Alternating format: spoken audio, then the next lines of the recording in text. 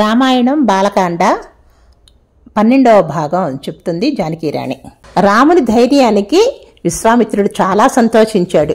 తాటకి వధ అయిపోయింది.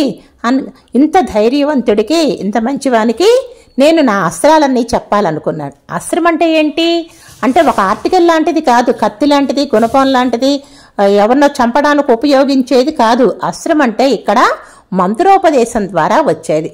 అంటే ఒక్కొక్క అస్త్రానికి ఒక్కొక్క అధిదేవత ఉంటారు. ఆ దేవత గురించి మంత్రోపదేశం చేస్తారు. అట్లాగా ఎన్నో మంత్రోపదేశాలు చేశారు. ఎందుకని అన్ని అస్త్రాలని రాములు వారికి ఉపదేశించారు. ఒక్కొక్క అస్త్రాన్ని మంత్రోపదేశం చేసినప్పుడు అధిదేవతలు వచ్చి రాములు వారి పక్కన నించున్నారు. అట్లాగా అందరూ కూడా అస్త్రాలు ఏదైతే బోధించారో అంతమంది అధిదేవతలు వచ్చారు. వస్తే రాములు వారు నాకు అవసరమైనప్పుడు మంత్రం ద్వారా మిమ్మల్ని పిలుస్తాను, మీరందరూ వెళ్ళిపోవలసింది.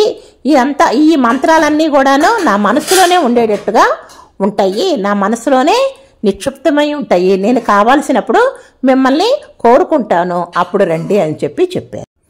ఇప్పుడు దీని మూలంగా మనకు అర్థమైంది ఏంటి? ఒక ఋషీశ్వరుడు విశ్వామిత్రుడు, కానీ ఆయన దగ్గర ఎన్నో అస్త్రాలున్నాయి.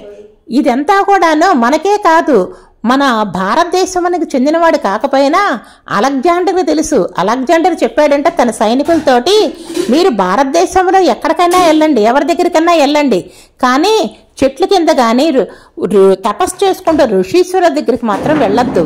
వాళ్ళ దగ్గర చాలా శక్తి ఉంటుంది, వాళ్ళ దగ్గర ఏమీ లేదు, కమండలమే కదా అనుకుంటారు, కానీ వాళ్ళు చాలా తపశ్శక్తివంతులు.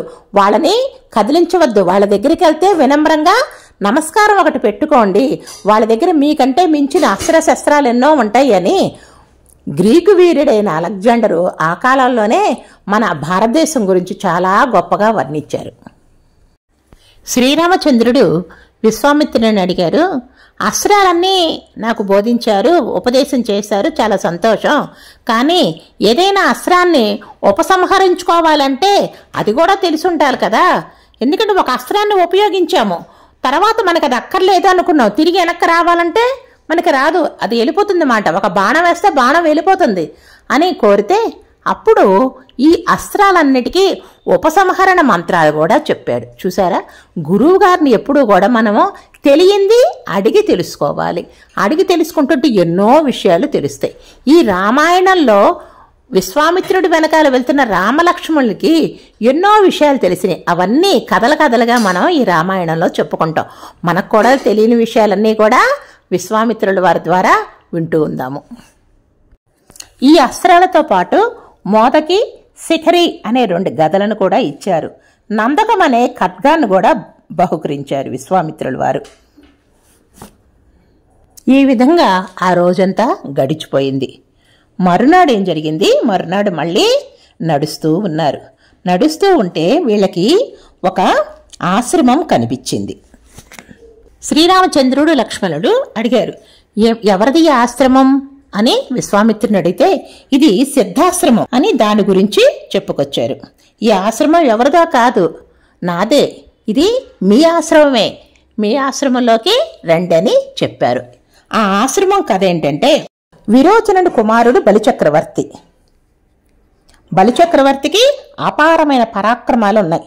ఇంద్రుణ్ణి రాజభ్రష్టుని చేసి ఇంద్రుణ్ణి రాజ్యాన్ని తన రాజ్యంగా పొందాలని అనుకున్నాడు. ఇంద్రుడు కూడా మహావిష్ణువుకి భక్తుడే, బలిచక్రవర్తి కూడా విష్ణు భక్తుడు. ఇద్దరూ కూడాను విష్ణు భక్తులే. కానీ ఇక్కడ బలిచక్రవర్తి రాక్షసుడు ఇంద్రరాజ్యం కూడా ఇతను కావాలని చెప్పి అనుకున్నాడు. కశ్యప ప్రజాపతి అదితితో కలిసి మహావిష్ణువు గురించి తపస్సు చేశాడు. అలా తపస్సు చేయగా విష్ణుమూర్తి ప్రత్యక్షమయ్యాడు. అప్పుడు ఏమడిగాడు? ఇక్కడ ఇంద్ర పదవికే మోసం వచ్చేటట్టుంది, ఇంద్ర పదవిని తీసేసుకోవాలని బలిచక్రవర్తి చాలా ప్రయత్నాలు చేస్తున్నాడు, కనుక నా కుమారుడైన ఇంద్రుడికి ఇంద్ర పదవి ఉండేటట్టుగా చెయ్యాలంటే అతని తమ్ముడుగా నువ్వు పుట్టాలి, ఉపేంద్రుడిగా పుట్టమని కోరాడు. సరే, మహావిష్ణువు ఈ నిర్ణయంలో తప్పు లేదు, ఈ కోరిక సమంజసంగానే ఉందని ఉపేంద్రుడిగా పుడతానికని అంగీకరించాడు. ఉపేంద్రుడు ఎవరు? ఇంద్రుడికి తమ్ముడని. అంటే ఇంద్ర పదవిని కాపాడటం కోసం ఉపేంద్ర జననం అనేది జరిగింది. ఆ ఉపేంద్రుడే వామనుడు. బలిచక్రవర్తి ఒక యాగం చేస్తున్నాడు. ఎవరికైనా సరే దానాలు ఇవ్వడంలో బలిచక్రవర్తి కూడా చాలా పేరు పొందాడు. యాగం చేస్తున్నప్పుడు అందరికీ కూడా దాన ధర్మాలు చేస్తూ ఉంటారు. ఈ ఉపేంద్రుడు ఏం చేశారు, చిన్నవాడిగా వామనమూర్తిగా బ్రహ్మచారిగా పుట్టివాడిగా వచ్చాడు. వచ్చి నాకు ఒక 3 అడుగుల నేల దానం ఇవ్వాల్సింది అని అడిగాడు. అడిగితే ఎందుకు 3 అడుగుల నేల, నీకేం కావాలంటే అదే ఇచ్చేస్తానన్నాడు బలిచక్రవర్తి. వరచేలంబులో మాడలో ఫలములో వన్యంబులో గోవులో హరులో రత్నములో రథంబులో మృష్టాన్నంబులో కన్యలో కాంచనమో నికేతనములో గ్రామములో భూములో ధరణీఖండము యొక్క ఏమడిగినా ధాత్రి సురోంద్రోత్తమా అని చెప్పారు. నీకేం కావాలో అడుగు, ఏది కావాలా ఇచ్చేస్తానా అన్నాడు. అంటే నాకెందుకయ్యా, నేను ఒంటరివాడిని, నాకు 3 అడుగుల నేల చాలు, ఈ 3 అడుగుల నేల నాకు దానమివ్వమని అడిగాడు. అడిగితే పాపం బలిచక్రవర్తి ఏమనుకున్నాడు, బ్రాహ్మణుడు వచ్చాడు, వామనుడు వచ్చాడు, 3 అడుగుల నేల అడిగాడు, నేను అన్నీ ఇస్తానన్నాను కానీ ఏమొద్దు 3 అడుగుల నేల చాలని. ఇంకా 3 అడుగుల నేల ఇవ్వటానికి ఒప్పుకొని దానం చేశాడు. ఇంతలో ఏమైపోయిందో చూడండి. ఇంతంతై వటుడింతై మరియు దానింతై నభో వీధిపైనంతే తోయద మండలాగ్రమై కల్లంతే ప్రభారాశిపైనంతై చంద్రుని కంతయ్యై ధ్రువునిపైనంతై మహర్వాటిపైనంతై సత్య పదోన్నతుండగుడికి బ్రహ్మాండాంత సంవర్ధియ్యై అని పోతన భాగవతంలో చెప్పారు. ఏమైపోయాడంటే వటుడు, ఈ వామనుడు మొత్తం బ్రహ్మాండాన్నంతా కూడాను ఆక్రమించేసుకున్నాడు. కింద పైన ఆకాశము మొత్తం కూడా ఆక్రమించేసుకుంటున్నాడు, పెరిగిపోతా ఉన్నాడు. ఒక 3 అడుగులు అన్నాడు, ఒక్కొక్క అడుగు ఎంత ఉంది, 1 అడుగు పెడితే భూమి, 1 అడుగు పెడితే ఆకాశము అంతా కూడా నిండిపోతూ ఉంది. అది ఎలా ఉంది, ఆ వామనమూర్తి సమస్త ప్రపంచములో నిండిపోయాడు. అటువంటి వామనమూర్తి ఇక్కడ కూర్చొని తపస్సు చేశాడు. దీన్ని సిద్ధాశ్రమము అంటారు.